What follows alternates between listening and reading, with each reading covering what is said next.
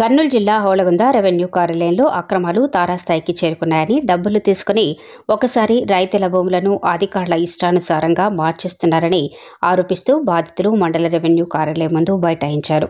తమ భూములను ఇతరుల పేర్లపైకి ఆన్లైన్లో అక్రమంగా ఎలా మారుస్తారంటూ ఆర్ఐ దినోజ్ కుమార్ను నిలదీశారు. బాధితులకు న్యాయం చేయాలని, అక్రమాలు చేసిన అధికారులను సస్పెండ్ చేయాలని పత్తికొండ ఎంఆర్పీఎస్ డివిజన్ ఉపాధ్యక్షులు వెంకటేష్, మండల ఎంఆర్పీఎస్ అధ్యక్షులు తోట వీరేష్ డిమాండ్ చేశారు. హోళగుంద గ్రామంలో సర్వే నంబర్ 424ఏలో పెద్దల నుండి తమకు వారసత్వంగా వచ్చిన 1.47 ఎకరాల భూమిలో ఇతరులకు 0.53 ఎకరాలు అమ్మగా మిగిలిన 0.94 ఎకరాల భూమిని తన అన్న కుమారుని పేరుపైకి అనువంశికం చూపిస్తూ అక్రమంగా మార్చారని చంద్రశేఖర్ గౌడ్ అనే వ్యక్తి గొడవకు దిగాడు.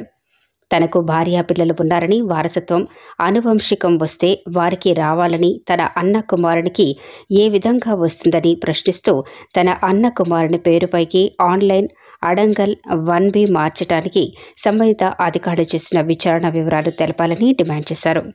మేము చంద్రశేఖర్ గౌడ్ దగ్గర నుంచి 2000 సంవత్సరంలో భూమి కొనుగోలు చేసినాము. మాతో పాటు ఇతరులు కూడా కొనుగోలు చేసినారు.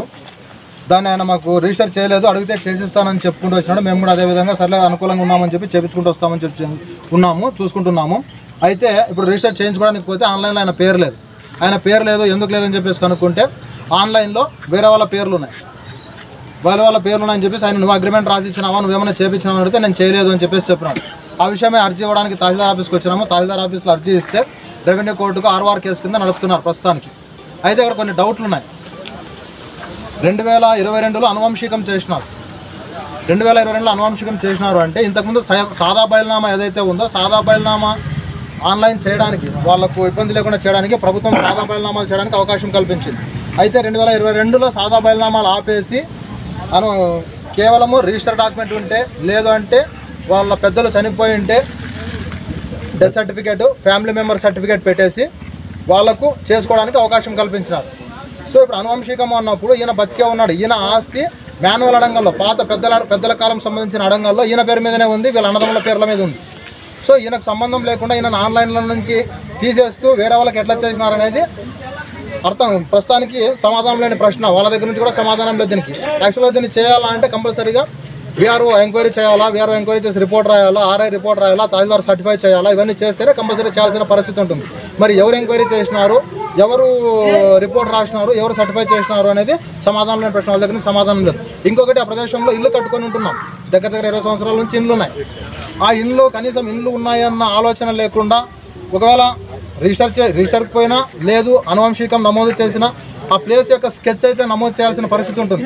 కానీ స్కెచ్ ఉందా లేదా, స్కెచ్ చేసిన వాళ్ళు ఎవరు, స్కెచ్ చేస్తే ఖాళీ ప్రదేశం అని ఇచ్చినారా, ఇండ్లు ఉన్నాయని ఇచ్చినారా, ఏ విధంగా అబ్జెక్షన్ లేకుండా వీళ్ళు ట్రాన్స్ఫర్ చేసినారు, పోనీ ఇతనికి ఏమైనా వాళ్ళు నోటీసులు ఇచ్చినారా, ఇతను ఉన్నాడు లేదని చెప్పి గుర్తించినారన్న విషయాలకు వాళ్ళ దగ్గర నుంచి సమాధానం లేదు.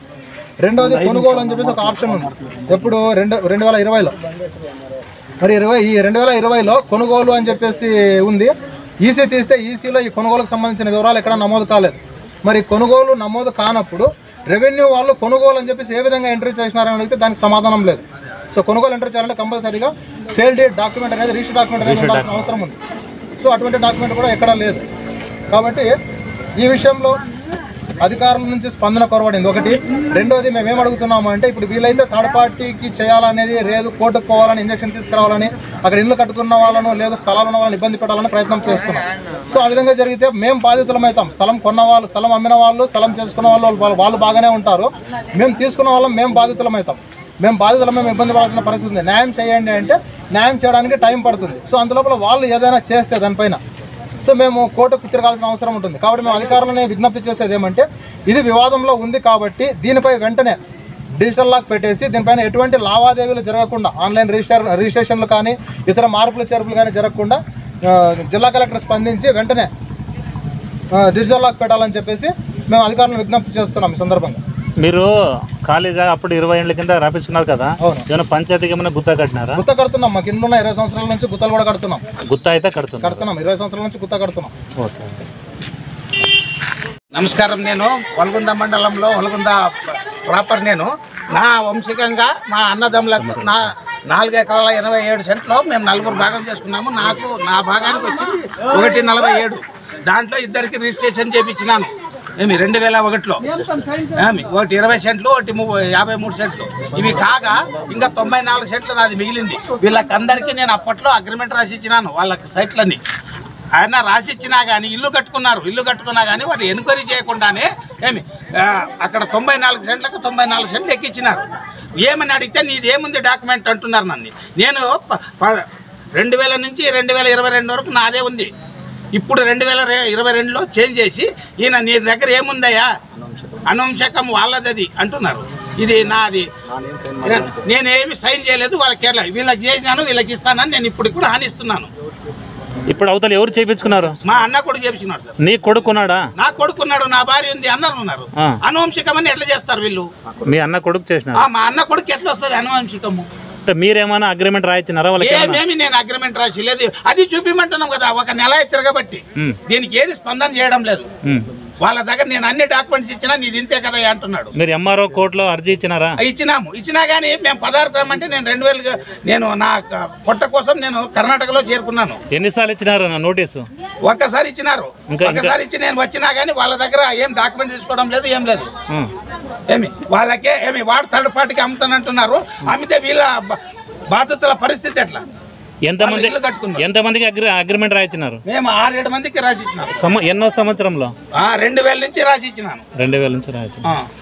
రిజిస్ట్రేషన్ ఎన్ని అయినాయి దాంట్లో? 2 రిజిస్ట్రేషన్లు అయినాయి. 2 రిజిస్ట్రేషన్, ఒకటి 20 సెంట్లు, ఒకటి 33 సెంట్లు. ఆ రిజిస్టర్ డాక్యుమెంట్లు కూడా తెచ్చిచ్చినాను. ఇచ్చినా కానీ స్పందించడం లేదు.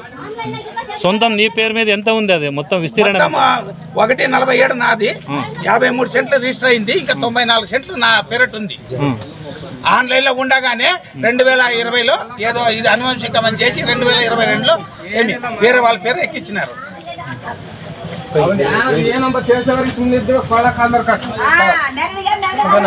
ఇప్పుడు చెప్పండి.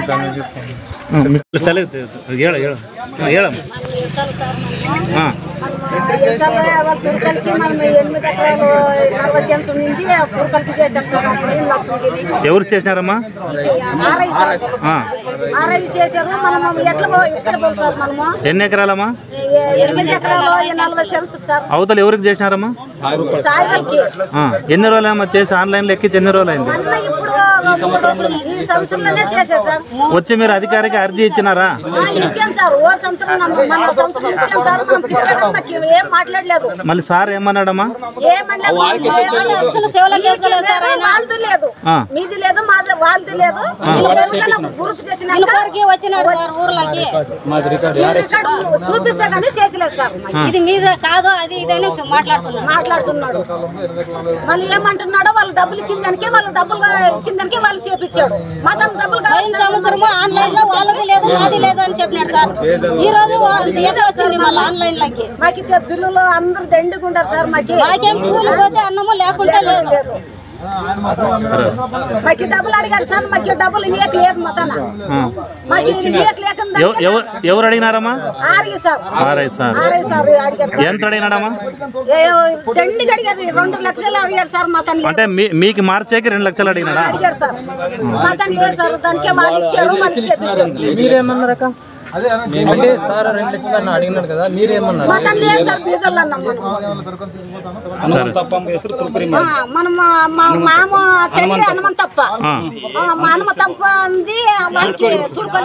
ఏం పేరమ్మా అవతల? శేక్షావళి పేరు మీద చేశాడు సార్. ఏ రకం ఇది?